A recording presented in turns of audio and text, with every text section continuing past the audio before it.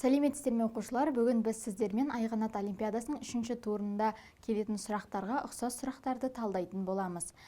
Бірінші сұрақ біздің теорияға байланысты суреттердің атауына қатысты дұрыс берілген ақпараттарды көрсетіңіз дейді. Бізге 3 сурет берілген, біріншісі алма, екіншісі көгершін, үшінші жапырақ. Бізге бірінші атауларын біліп алуымыз керек. Енді сол атауларына қатысты ақпараттарды қарастырамыз. Бірінші айтады А жауабында. Бірінші сөз деректі зат есім. Алма деректі зат есім. Деректі дегеніміз қолмен ұстап көруге болатын, көзбен көруге болатын. Бұл дұрыс, Келесі В жауабында жалпы есім дейді. Жалпы есімді білесіздер. Жалпы есім дейміз кіші әріппен жазылатын сөздер. Алма кіші әріппен жазылады. Бұл дұрыс, С жауабында біріккен сөз. Алма деген біріккен сөз дейді. Бұл қате, Демек С жауабын бірден сыза берсек болады. Д жауабында алма деген болымсыз етістік дейді. Егер алма десек, ол болымсыз етістік. Бірақ бұл жердегі алма ол жемістің атауы, сондықтан Д жауабы дұрыс емес. Енді бізде екі жауаппен ғана жұмыс істеу оңайырақ. Келесі суретте бізде көгершін берілді, А жауабында буын үндестігіне бағынады, В жауабында тіркескен сөз. Өте оңай, А деңгейінің сұрағы. Әрине, көгершін деген тіркескен сөз емес, Ал А жауабын қарастырайық. Буын үндестігіне бағынады. Буын үндестігі дегеніміз сөздердің бірыңғай жуан не жіңішке болуы. Көгершін, Е деген дыбыстардың барлығы жіңішке дауысты, сондықтан олар буын үндестігіне бағынады. Үшінші, амоним бола алмайды. Үшінші бізде жапырақ деген сөз амоним бола алмайды. Өйткені бір ғана мағынасы бар. Демек жауабы бізде А. А жауабы дұрыс. Келесі. Ақпараттарға сәйкес жасыл есікті үйде кімнің тұратынын анықтаңыз дейді сұрақ. Ал енді тапсырманы көрейік. Бақытжан, Санат, Ақнұр, Шыңғыс, Жадыраның үйлері бір көшенің бойында орналасқан. Мінестерге суретін беріп қойған, бір көшенің бойында орналасқан. Енді сол туралы ақпараттар берілген. Олардың қай үйде тұратыны туралы мынадай ақпараттар берілген. Бірінші, Жадыра мен Шыңғыстың үйінің ортасында Санаттың үйі орналасқан. Сары есікті үйде Бақытжан тұрады. Ақнұр қызыл және жасыл есікті үйде тұрмайды. Келесі, Ақнұрдың үйінің дәл жанында Санаттың үйі орналаспаған. Ал бұл логикалық сұрақ, сауаттылыққа байланысты. Қараймыз енді. Бізде нақты берілген ақпарат, ол екінші ақпарат. Сары есікті үйде кім тұрады екен? Бақытжан тұрады, Демек, сары есікті үйге жазып қояйық. Кім? Бақытжан. Келесі, бізден ағылдайды. Жадыра мен Шыңғыстың үйінің ортасында Санаттың үйі бар. Егер Жадыра мен Шыңғысты мына жерге орналастырсақ, Санат мына жерде болу керек мына үйде. Ал егер Жадыра мен Шыңғысты қызыл және ақ үйге орналастыратын болсақ, онда жасыл есікті үйде Санат тұру керек. Бұл былайда болуы мүмкін, былайда болуы мүмкін, сондықтан бұл ақпаратты қоя тұрамыз, Келесі, Ақнұр қызыл және жасыл есікті үйде тұрмайды. Яғни қызыл мен жасылда Ақнұр тұрмаса, демек Ақнұр ақта тұрады, неде тұрады? Көк есікті үйде тұрады, Ал енді қараймыз. Біз егер Ақнұрды мына үйге орналастырып қоятын болсақ, яғни ақ есікті үйге орналастырып қоятын болсақ, онда біз Жадыра мен Шыңғысты орналастыра алмай қаламыз, Өйткені олардың ортасында кім болу керек? Санат болу керек, үшеуі қатар болу керек. Демек, бізде Ақнұр қайда тұрмайды? Ақ есікті де тұрмайды, көк есікті үйде тұрады, Ақнұр. Ал біз нақты екі адамды ажыратып алдық, енді үш үй қалды, бізде. Келесі, Ақнұрдың үйінің дәл жанында Санаттың үйі орналаспаған дейді. Келесі, Жадыра мен Шыңғыстың үйінің ортасында Санаттың үйі бар дейді. Демек, Санат ортасында екен анық. Өйткені бірінші ақпарат бойынша ол Жадыра мен Шыңғыстың ортасында, екінші ақпарат бойынша ол Ақнұрдың үйінің жанында емес. Дұрыс, Енді қараймыз. Жадыра мен Шыңғыстың үйінің ортасында дейді. Бірақ Жадыра мен Шыңғыстың қайсы қызыл үйде екені, қайсы ақ үйде екенін анықтай алмаймыз, өйткені нақты берілмеген. Шыңғыс, қызыл есікті үйде тұрады, бәлки немесе қайда тұрады? Ақ есікті үйде тұрады дейді. Ал енді сұрақты қарайық. Ақпараттарға сәйкес жасыл есікті үйде кім тұратынын анықтаңыз дейді. Ал қараймыз, жасыл есікті үйде бізде нақты кім тұрады? Санат тұрады, Демек, жауабы В. Келесі сұраққа өтейік. Бос орынды дұрыс тұжырыммен толықтырыңыз. Егер Ақнұрдың үйінің дәл жанында Жадыраның үйі орналасқан болса, онда дейді. Ал Ақнұрдың үйінің жанында кімнің үйі орналасқан болса дейді, Жадыраның үйі орналасқан болса, демек Шыңғыс кетеді. Онда дейді, ал жалғастыруымыз керек. Онда ақ есікті үйдің дәл жанындағы үйде Шыңғыс тұрады дейді. Қараймыз, ақ есіктегі үйдің жанында Шыңғыс тұрады дейді. Бұл дұрыс емес, өйткені Шыңғыс бізде қызыл есікті де тұрады. Келесі, көк есікті үйдің дәл жанында Шыңғыс тұрады дейді. Бұл да дұрыс емес. Келесі, сары есікті үйдің дәл жанында Шыңғыс тұрады. Бұл да дұрыс емес, өйткені сары есік ең соңында. Ал соңғысын оқиық, жасыл есіктің үйдің дәл жанында кім тұрады? Шыңғыс тұрады. Жасыл есікті үйдің, яғни Санаттың үйінің дәл жанында кім тұрады? Бізде Шыңғыс тұрады. Демек бізде дұрыс жауабы Д жауабы дұрыс, Ал біздің логикалық сұрағымыз аяқталды. Келесі сұрағымыз мәтін құрастыруға байланысты берілген, Төменде соқыр теке ойынның шарттары берілген. Ал сұрағын оқи салайық. Соқыр теке ойынның шартына жатпайтын қатарды табыңыз. Яғни бір шарт бізде артық жазылған, басқа ойынның шарты жазылып қойған, 2, 3, 4, 5 дейді жауаптары. Ал қараймыз. Бірінші, ойыншылар шеңбер құрып дөңгелене тұрады да ортада көзі байланған бір адамды қалдырады. Неге соқыр теке ойынын білесіздер ме сіздер?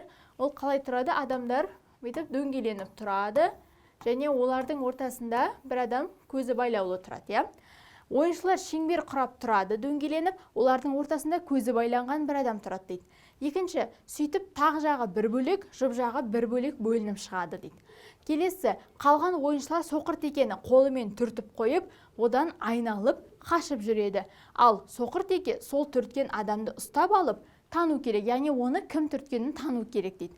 Егер ол ұстаған кісіні таныса, оның көзін байлап, соны соқыр теке қыламыз. Яғни соқыр теке көзін ашып, өзі шығып кетеді, оның орнына ұсталып алған адам тұрады, Олай болмаған жағдайда соқыр теке ойыны ары қалай жалғаса береді дейді.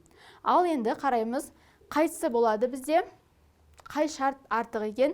Яғни бұл жерлерде нақты соқыр теке деп жазылғандықтан, бұл нақты қай шарт бізде артық? Әрине екінші, Сөйтіп тақ жағы бір бөлек, жұп жағы бір бөлек, яғни екі топқа бөлінетін ойынның несі берілген, шарты берілген, Демек бізде екіншісі қате. Келесі бізде соңғы сұрақ. Бұл сұрақ диаграммаға байланысты, Білесіздер ғой, сұрақтар инфографика, диаграммаға байланысты болуы мүмкін, кестеге байланысты болуы мүмкін. Ал қараймыз. Бұл негізі Олимпиада ойындарына байланысты 2008 және 2004 жылға өткен Олимпиаданың жауабын, яғни соңғы шыққан нәтижесін салыстыру. Ал қараймыз, негізі бізде 2008 жылғы жазғы Олимпиада ойындарының нәтижесі берілген. Яғни алғашқы орында Қытай тұрса, 10-шы орында кім тұр? Франция тұрды. Енді бізге сұрақ. Олимпиада ойындары 4 жылда бір рет өткізілетін ең ірі халықаралық кешенді спорттық жарыс. 2008 жылы өткен жазғы Олимпиададағы медаль саны бойынша елдердің рейтингісі туралы мынадай ақпараттар белгілі. 2008 жылғыны белгілі, 2008 жылғы Олимпиадада Ресей өз орнын сақтап қалды дейді. 2008 жылы Қытай мен Германия бір сатыға көтерілсе, ақш пен Италия бір сатыға төмен түскен. 2008 жылғы Жапония мен Франция 3 сатыға, Австралия 2 сатыға төмен түскен. Ал 2008 жылы Оңтүстік Корея 2 сатыға көтерілсе, Ұлыбритания 10-шы орыннан 4-ші орынға дейін көтерілген дейді. Ал енді сұрақты қараймыз. Сұрақ. Берілген ақпараттарды пайдалана отырып, 2004 жылы өткен жазғы Олимпиада ойындарының көрсеткіші бола алатын диаграмманы көрсетіңіз дейді. 2004 жылғы диаграмманы көрсетуіміз керек. Жауаптарын бір көрсетейін, А жауабы, В жауабы, бізде С жауабы және Д жауабы, диаграммалар берілген. Ал енді қараймыз. Біз қай жылды табуымыз керек? 2004 жылғы нені табуымыз керек? Олимпиаданы табуымыз керек. Алға кешіріңіздер оқушылар. 2004-ті табуымыз керек. Ал бізде не белгілі? 2008 белгілі, нақты. Ал қарайық. 1-ші орын, 2-ші орын, 3-ші орын, 4-ші орын. Бұны табудың әртүрлі тәсілі, жауабымен бірден тапсаңыздар болады. Немесе өздеріңіз жазып тапсаңыздар болады. Ал мен қазір сіздерге біз көп жағдайда жауабымен тауып үйреніп қалғанбыз, бұлай жазып көрсетейік. Ал енді қараймыз. Бізде бірінші орында Қытай тұр екен, ақш, Ресей тұр екен. Ал енді берілгенін қарайық. 2008 жылғы Олимпиадада Ресей рейтингтегі өз орнын сақтаған. Яғни 2004-те қандай орында болса, Ресей тағы сол орында тұрған. Бізде Ресей 3-ші орында. Демек, тағы қайда екен 2004-те де 3-ші орында болған. 2008-де соны сақтаған. Келесі қараймыз. 2008 жылы Қытай мен Германия бір сатыға көтерілген. Қараймыз, Қытай бір сатыға көтерілген демек, ол 2004-те қайда болған? 2-ші орында болған, Қытай 2-ші орында болған. Және де 2008 жылы ол қайда көтерілген? 2008 жыл ол 1-ші орынға көтерілген. Және бізде Германияда бір орынға көтерілді дедік. Қараймыз, Германия қазір 2008 жылы 5-ші орында тұрса, демек ол 2004-тен бір орынға көтерілген болса, немесе демек ол қайда тұрған? 6-да тұрған, Германия. Келесі, ақш пен Италия бір сатыға төмен түскен дейді. Ал ақш пен Италия бір сатыға төмен түскен дейді. Демек, ақш 2008-де 2-ші орын болса, демек ол 2004-те нешінші орын болған? 1-ші орын болған, Ой, кешіріңіздер. ақш пен бізде Италия дедік, Италия қарамыз бір сатыға төмен түскен дейді. Демек, ол кезінде қайда болған? 8-ші орында болған, Италия. Ал бізде кішкене қалыптасып келе жатыр, Келесі, 2008 жылы Жапония мен Франция 3 сатыға төмен түскен. 2008 жылы Жапония 3 сатыға төмен түскен. Жапония 3 сатыға түсіп кеткен, демек 1, 2, 3, ол негізі 5-ші орында болу керек екен, Жапония. Және Франция 3 сатыға түскен. Франция қазір 10-ші орында тұрса, демек ол 1, 2, 3 негізі қайда болған екен? 7-ші орында болған екен, Франция. Енді бізде 4-ші, 9-ші, 10-ші орындар қалды. Ал қараймыз, Австралия 2 сатыға төмен түскен дейді. Австралия қазіргі кезде 6-ші орында тұрса, 2008 жылы, демек ол 2004-те 2 сатыға төмен түскен болса, демек ол 4-ші орында болған, Австралия. Ал қысқартып жаза салайық, Австралия.